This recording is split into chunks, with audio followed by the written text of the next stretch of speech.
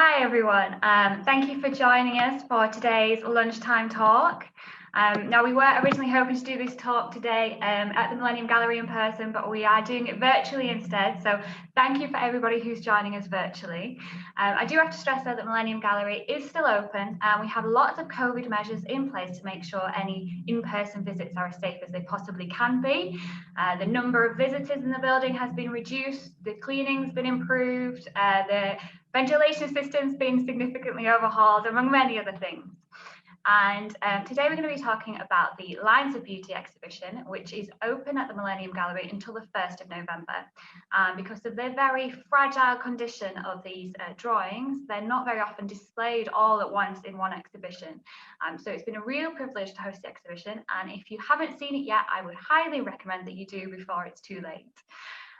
Museum Sheffield is the charity that runs Millennium Gallery, as well as Western Park Museum and the Graves Gallery, and being closed for 5 months has had a huge financial impact. So if you are able to at all, we are very grateful for any donations, which can be made at museums-sheffield.org.uk/donate.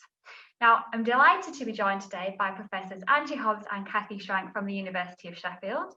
Professor Angie Hobbs is Professor of Public Understanding of Philosophy at the University of Sheffield. Her chief interests are in ancient philosophy and literature and ethics and political theory from the classical through to the present. And she publishes extensively in these areas and contributes regularly to radio and television programs as well as other media. So welcome, Angie. Hello, hi, hello everybody.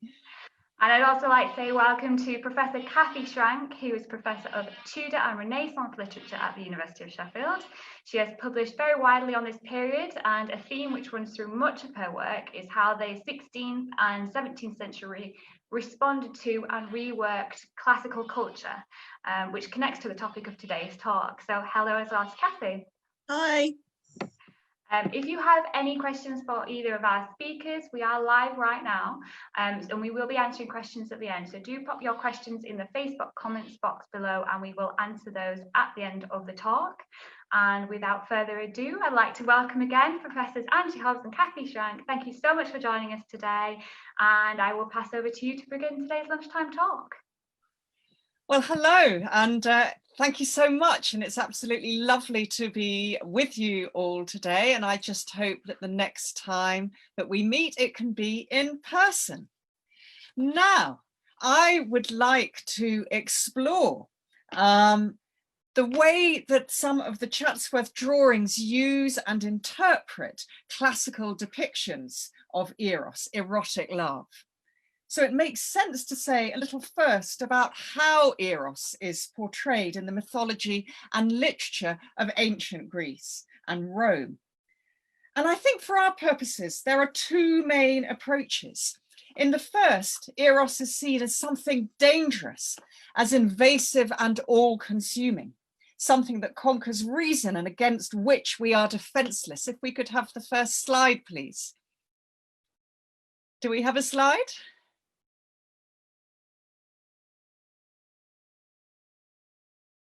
Hi, Jess or Cathy, is there a slide?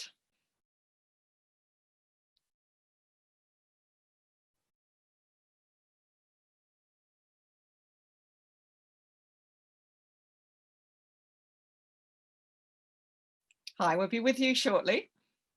Great, fantastic. So, here we have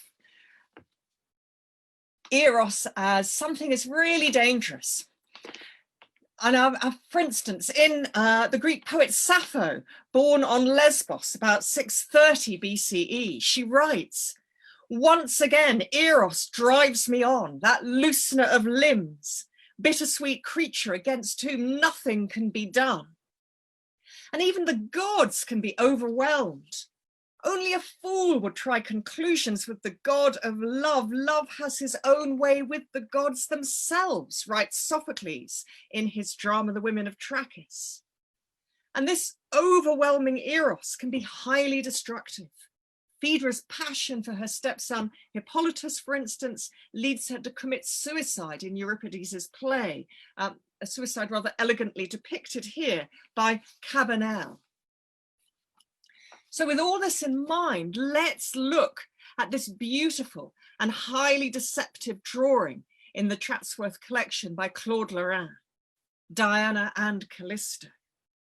Now, as you know, Diana is the virgin goddess of hunting and the moon, and Callisto is one of her troupe of nymphs who are also meant to be virgins. On the face of it, we have a tranquil pastoral scene with Diana on the far left, tenderly caressing Callisto, a goat herd in the distance and goats quietly munching away. But things are not what they seem. Lorrain is in fact showing a scene in a myth which was very well known in the 17th century, as it appears in Ovid's Metamorphoses, which was a hugely popular work at the time. In this myth, the king of the gods, Jupiter, disguises himself as Diana and deceives Callisto. And moments after this apparently peaceful scene, Jupiter is going to violently rape Callisto. Knowing this, all the details in the drawing take on a much more troubling aspect. For instance, in the classical world, goats are in fact symbols of unbridled lust. They are not so innocent at all. And what about the goat herd? What is he going to do? Is he just going to watch the rape? A colluding voyeur? He certainly doesn't intervene. And look also at the snake-like folds in Diana, i.e. Jupiter's robes, and the snake-like effect of the branches in the trees. We have a serpent in the Garden of Eden.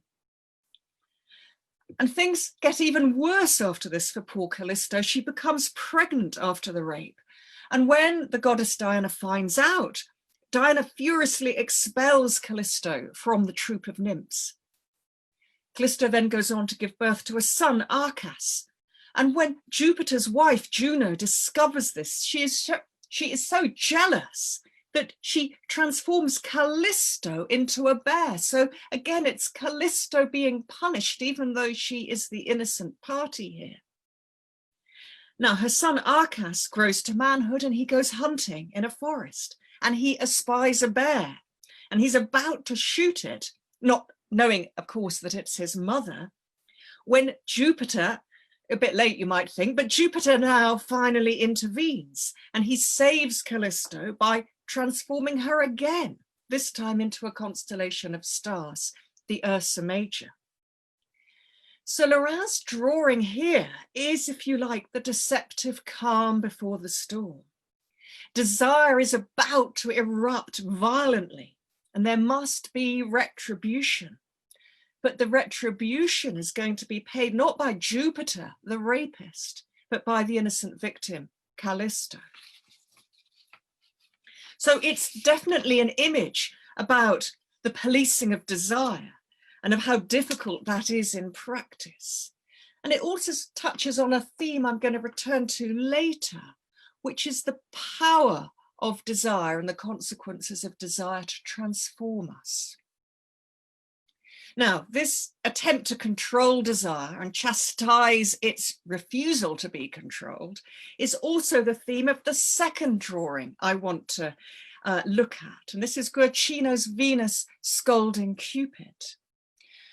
And here again, we need some of the mythical background. There is a princess called Psyche who is so beautiful that people start to talk of her as if she's a goddess. And the real goddess of beauty and love, Venus, becomes consumed by anger and jealousy. And she instructs one of her sons, one of the Cupids, to pierce Psyche with his darts. And the plan is that Psyche will then fall in love with some hideous monster and thus humiliate herself. But the plan goes wrong because Cupid, in fact, accidentally scratches himself with a dart and he falls hopelessly in love with Psyche. Hence, Venus's wrath with him in this drawing. He's betrayed her, she thinks, and even one of Cupid's brothers has tied him to a tree. So here too, So here too, desire is something to be controlled and punished when it bursts out of the limits that are imposed on it. And these themes of limits, controls, but the sort of attempts to burst out of those controls, the difficulty of policing those controls, I think these are themes we're going to find Cathy taking up now.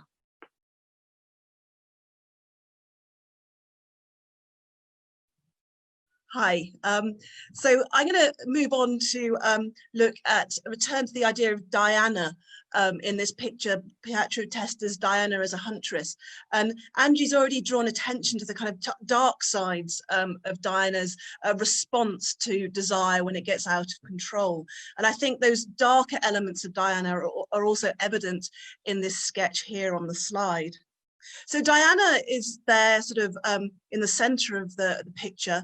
She's looking at a kind of state of repose and relaxation. She's leaning on her left hand, her chin is drooping onto her shoulder. And then at her feet, there's one of her dogs curled up, also looking as if it's ready to sleep. Whilst one of the dogs on her right looks like it could be yawning, although it's a very ambivalent pose there. It could, in fact, be snarling. And that ambivalence is carried through into the way in which the signs of her violence are all around her. So, for example, she's still holding her bow in her right hand, and below her feet at the bottom right of the picture is a dead animal that does look like it's a deer. It's got little pointy feet and it's sort of got only a little tufty tail. Now, the type of deer that we most associate with Diana is the stag, so the male deer, as in the story of Diana and Actaeon that's depicted here on the slide in this woodcut. And this is a story where the hapless mortal hunter Actaeon stumbles across Diana and her maidens while they're bathing naked. And you can see those naked maidens on the left of the picture, one of them coyly trying to cover herself. And they're also gathering around Diana, who's the figure with a little crescent moon on her head to try and protect her from the mortal male gaze. So Diana is absolutely furious that a mortal man has seen her and her maidens naked. So she transforms Actaeon into a stag. And you can see that moment of transformation in the center of the woodcut, where Actaeon still has his male body, but he's acquired the head and the antlers of a stag. And then, tragically for Actaeon, he is then pursued and torn apart by his own hounds, his own hunting dogs, which you can see happening on the right of the picture. So to return to the Testa sketch, when we see Diana with a dead deer, this immediately evokes for me the story of Actaeon.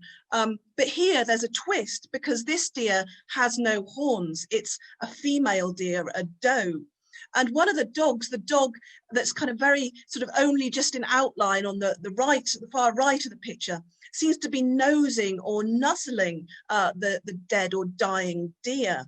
And is this because this dog, like Actaeon's hounds, is starting to recognize the scent of a former human owner who's been transformed by Diana into an animal that she's then hunted down because of some crime, some show of desire that this female has committed, reminding us of her punishment of Callisto, although Callisto never actually even showed any desire. She was subjected to somebody else's desire.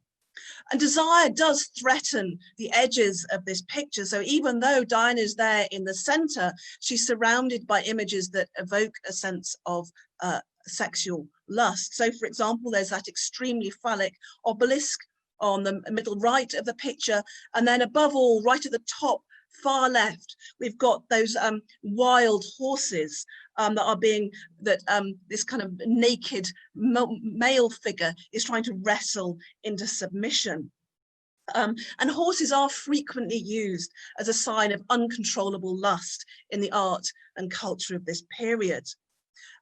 So, for example, we've got Shakespeare playing with this idea in his poem Venus and Adonis that was printed in 1593, incredibly popular poem, went through many editions. So in this extract, we've got a female horse in season, a breeding jennet who's lusty, young and proud. And she, her path crosses that of Adonis's stallion, his trampling courser. And I'll read the second stanza because it's absolute havoc. The stallion is so fired by desire for the female, the mare, that he breaks his rein and runs off with her. And this is the second stanza. Imperiously he leaps, he neighs, he bounds, and now his woven girths he breaks asunder, the bearing earth with his hard hoofy wounds, whose hollow womb resounds like heaven's thunder. The iron bit he crushes between his teeth, controlling what he was controlled with. So here you can see the horse breaking free from all the signs of his domestication, his taming. So he's broken his reins, he goes on to break his girths, and even the bit that once controlled him, he seems to be sort of pounding into nothingness as he crushes it between his teeth. So the horse, because of its desire, has become completely uncontrollable. And in the final stanza of this extract, we see Adonis, the hero of the poem, comically incapable of recapturing his stallion's attention. So what recketh he, the stallion, his rider's angry stir, his flattering holler, or his stand, I say? What cares he now for curb or pricking spur, for rich caparisons or trapping gay? He sees his love and nothing else he sees, for nothing else with his proud sight agrees. So the stallion has been totally overtaken by his desire for sex. He's broken free of those trappings of his domestication by mortal men, and sort of all he is an animal that wants to have sex. So this section of the talk then has highlighted the transformative nature of desire and the dangers of that transformation when it occurs. But the transformations that are enacted by desire don't always have to be negative, as we're going to go on and see in the next section of the talk.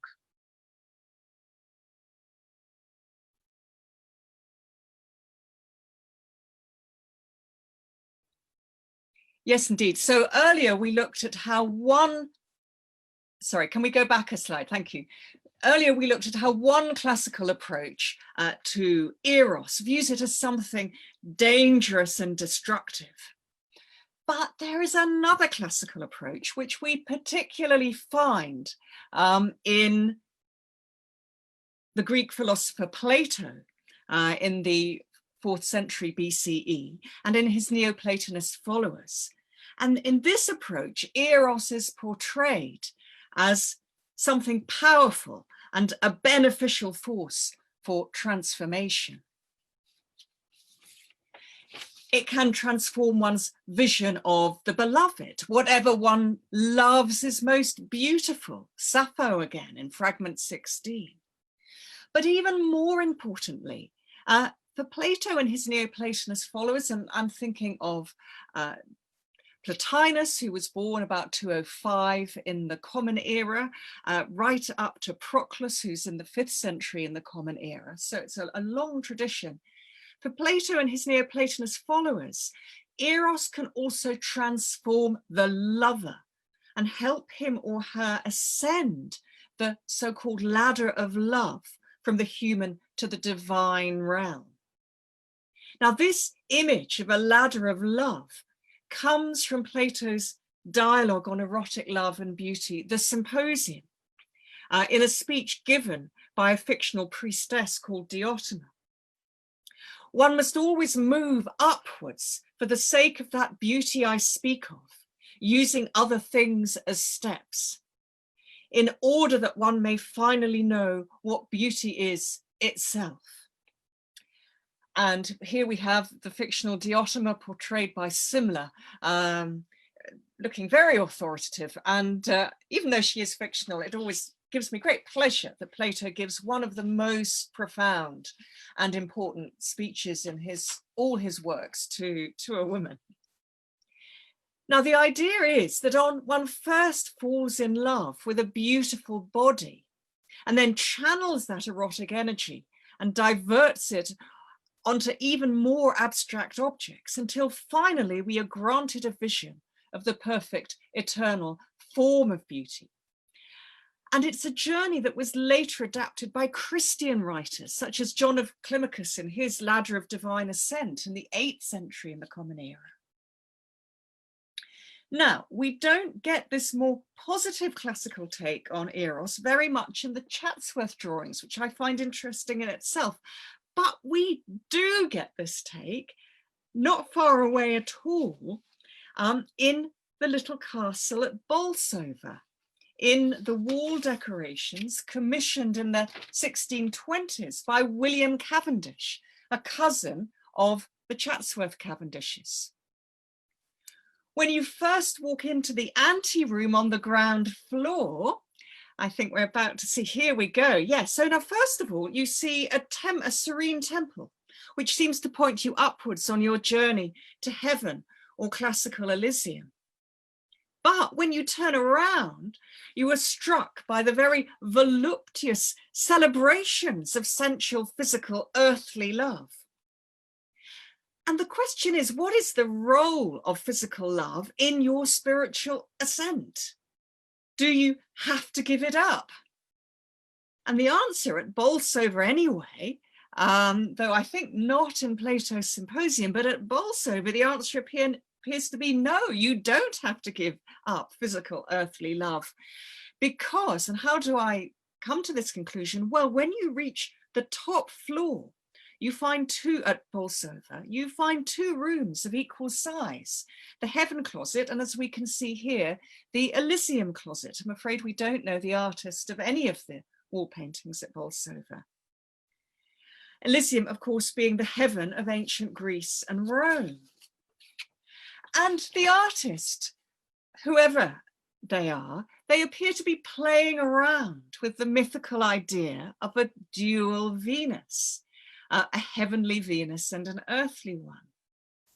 In the classical versions of the story, the heavenly Venus is very much the superior of the 2, but here they seem to mirror each other. The heavenly Venus on the very far left of your screen, with a sort of crescent moon on her head, wearing a rather sumptuous necklace. The heavenly Venus is very fleshy and voluptuous and very possibly pregnant. Whereas the earthly Venus, looking at us, well, not looking quite at us, but nearly looking directly at us in the middle of the screen, with the doves of Venus sort of fluttering above her. The earthly Venus, although naked, looks really rather modest. So the message seems to be in the Elysium closet, and indeed elsewhere at Bolsover, in the little castle, that we don't have to give up physical erotic delights to reach Elysium. Physical love can itself, providing it's in a kind of a legal married context and so on, physical love can itself have a purifying and transforming effect if it is properly harnessed. And this notion of channeling erotic love, of harnessing it, but making it work to affect a possible sort of positive transformation, I think that's something, this notion of harnessing of Eros, that Cathy's going to explore a bit more. Hi, so I ended my last section talking about horses as emblems of sexual desire, of uncontrollable lust, but there's also a complementary side to that idea. Horses symbolize will, but you as a person have the ability to harness that will, not to fight against it, but to move with it. And this fits with the Renaissance idea about what makes excellent riding, where the horse and the rider are moving together as one. And we can see this idea expressed in another of Shakespeare's poems, A Lover's Complaint, that was printed in 1609. And it comes in the description of the poem's callous heartthrob. Well could he ride, and often men would say that horse his mettle from his rider takes, proud of subjection, noble by the sway, what rounds, what bounds, what course, what stop he makes. And controversy hence a question takes, whether the horse by him became his deed, or he by his manage by the well-doing steed. So horse and rider are in perfect sympathy. The horse reflects, takes mettle from his rider's character and spirit. And they're working sort of in perfect harmony. You can't tell who's the horse, who's the rider in some ways. It's kind of telling that when describing the actions the horse is making, the rounds, bounds, course, stop he makes, it's neither sort of, is that talking about the human? Is it talking about the horse, or is it a fusion of the two of them? It's a singular pronoun. So horse and rider have melded together into a single he. So working in harmony, they're performing a series of really very difficult maneuvers. So this is 17th century dressage, if you like. So rounds, bounds, and stops, these are all techniques that will be perfected in the manege, in the training, through the training in the riding school.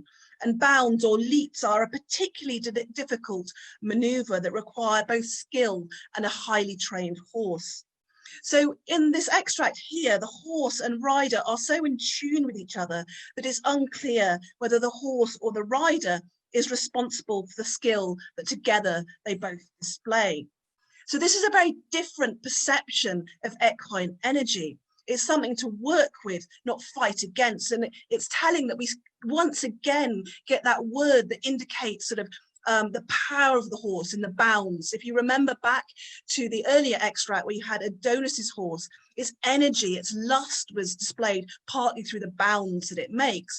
Here, the horse again is making those bounds, those leaps, but it's working together with its rider, not against it. So we can see some of the power, but also the cooperation between horse and man in Zucchero's sketch, which is on the slide. So the horses in this picture are incredibly powerful beasts. Just look at the haunches and the shoulders on that horse in the center. You can see the rippling muscles, and the way in which the horse's position looks like it's just about to spring. However, few of the horses in this picture are shown having any kind of restraint put on them. There are only two of them that have a head collar, the one in the middle, and then further up in the top left of the picture, there's a slightly more shadowy horse that looks like it's got sort of a head collar on it. The other horses are free, they're not bound at all. So instead, they're there, they're waiting, poised for action, facing right, just like the men in the picture are too. So the horses are working with, not against, the humans around them. So it's a kind of another of the sort of emblematizing this idea of working with the will, harnessing the will, not struggling against it, that Angie was talking about in terms of the way in which you can work with desire, not against desire, in the little castle at Bolsover. So that's the end of our talk. Thank you so much for listening. Hopefully next time we'll be able to do this in person. And I would urge you to go and see the exhibition at Museum Sheffield in the Millennium Galleries if you've got the opportunity. So now there's going to be an opportunity for you to ask questions. I think if you post them in the comments on Facebook. Yeah, thank you both for that talk. That was really interesting. What an interesting take on some of these artworks. I really enjoyed that. Yeah, just to reiterate, if you have any questions, pop them in the Facebook comments box and we will answer them now. We have had a question come in while you were talking. So let me see. This comment is, the nudity and sexuality of the paintings at Bolsover look almost scandalous, exclamation mark. Would they have been seen as quite daring at the time? Thank you. Well, thank you so much. Yes, it was built as a private aristocratic pleasure house by, well, initially by Charles Cavendish and then taken over on his death by his son, William Cavendish. And it was very much for an elite to enjoy themselves, to eat, to be entertained, to go on this journey with these very erudite wall paintings, which have a lot of references to literature and classical and biblical allusions and so on. So it was not for everybody at the time to see. They are fairly fruity. And I'm not an expert on that. we have an expert at Sheffield and Dr. Crosby Stevens, who I'm sure will be able to answer more. But as you go, I think the idea is that you start on the bottom level with very sort of base earthly desires, but then as you ascend, they're channeled a little more. But yes, I mean, there's female homoeroticism in one of the rooms. It's very much there to entertain the very cultured aristocratic clientele after they've been entertained to a lovely meal and so on. So I don't know how shocked they were. I expect they regarded this as all rather sophisticated. I have a view, which is that throughout history, we quite often see nudity and quite explicit sexual scenes given an aura of respectability if they are put in some kind of classical context. It's like some kind of reference to a Greek or Roman context makes it okay. We get that quite often. In fact, if you go to Weston Park in Sheffield and you look at the War Memorial there, you will see a very bare-breasted lady, goddess, sort of on the War Memorial, but because she's in a classical pose, it somehow makes it okay. I think I'd agree with that from a literary perspective as well. The idea that which you can get away with all sorts if you're pretending it's classical. So, for example, there's printed material which is very explicitly homoerotic, which just says, oh, it's about classical shepherds. Get fine. It isn't censored. Is out there. It's Richard Barnfield's Certain Sonnets in his Cynthia volume, blatantly homoerotic. But disguised as about Ganymede and shepherds, so it's okay. Thank you for that answer. I think we've had another question as well about a specific artwork, which says, I was particularly interested in the artwork about Iris, the rainbow goddess, in the Lines of Beauty exhibition. So I think I have that on file. I will just try and share that for you while I'm talking. What does the question say? Sorry. The symbol of the rainbow has come to mean a lot to us in recent times. What connotations might have had in that period? So I'll see if I can bring up this artwork. If you might know the one that's on display in the exhibition.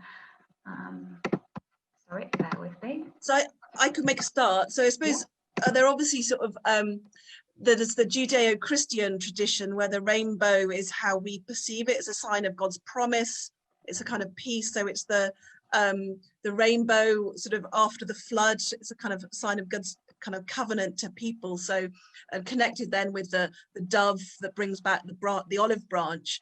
In classical culture, the rainbow was the messenger of the gods. So both the rainbow serves as a message from the gods in both contexts, but gods in classical culture were often causing trouble for mortals as well as bringing hope. And this particular picture is where Iris, the rainbow, who you can sort of just see above the tents, is coming to tell Turnus in the Aeneid that he has to go and attack the Trojan encampment. So it's in some ways what happens then is the opposite of the tradition that we're used to about rainbows being peace, hope, and so on. Here, the messenger of the gods, the rainbow, is going to unleash absolute havoc because Turnus is then going to attack the Trojan camp. The Trojans are the heroes of this story, and in his rage and his desire to kill them, again we get another kind of transformation. He kind of becomes almost like a wild beast that's rampaging in his desire to slaughter the Trojan camp. And it's so interesting, isn't it, how these symbols in different generations and different circumstances take on different meanings. I mean, of course, this year we've seen the symbol of the rainbow very much reconvened as a symbol of hope and of gratitude to the NHS and so on. So it is just wonderful. We've seen, in the contrast at Bolsover and Chatsworth, we've seen how different classical mythologies and tales are used differently, even in the same age, even within the same geographical region. But if you go throughout history, you get these very, very different takes. We can learn so much about ourselves or about a particular period by looking at how these myths and tales are worked and reworked and reinterpreted to speak to our own times. Perfect, wonderful. Well, thank you so much to both of you for joining us. That was a really, really interesting talk, and your own interpretations of those artworks as well. I definitely learned a lot. So I hope everybody watching at home enjoyed it as well. And I'll just say thank you one last time to you both for doing that. Thank you so much. Thanks for having us. Thank you. Bye. Thank you. Bye.